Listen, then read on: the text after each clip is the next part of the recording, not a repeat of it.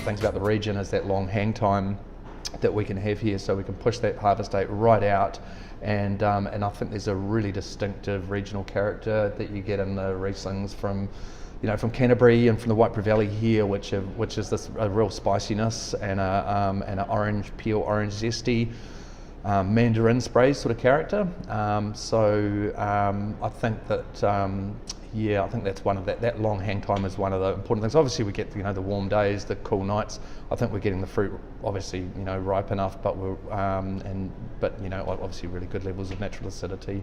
Excellent. And you're able to produce more botrytis styles? Yeah, so we're right next to the riverbed, kind of on the edge of the riverbed, so we make quite a big range of Riesling styles. My brother Matt and in fact the family are quite fond of botrytis in our Riesling, so even the dry style that we make has some degree of botrytis. And so, while some people see botrytis as, sort of the enemy, and when it starts to sneak into the vineyard and near the end of the season they'll diligently cut it out and harvest the fruit. We deliberately actually leave the fruit hanging out long enough till we get some degree of botrytis, and I think being close to the riverbed we get some quite misty mornings, which help with that. So pretty much year in year out we get some degree of botrytis, and if we're lucky in a particularly good year we'll be able to make the full range of different Riesling styles, which is 5 different styles. Excellent, fantastic.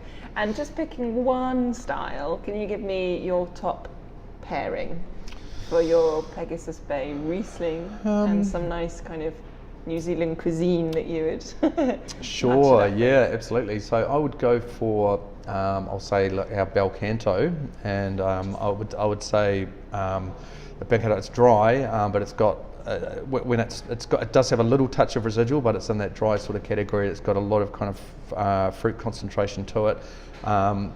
Crayfish, fresh crayfish, which is quite a sweet flesh. Some people kind of can almost find it a bit too, almost slightly sickly if they eat too much of it. But I think that kind of freshness of the acidity with the Bel Canto, and just the kind of the fruit weight that it has, I think it'll be it'll kind of refresh the palate with the crayfish. There's a little bit of sweetness to go with the sweetness in the crayfish as well too.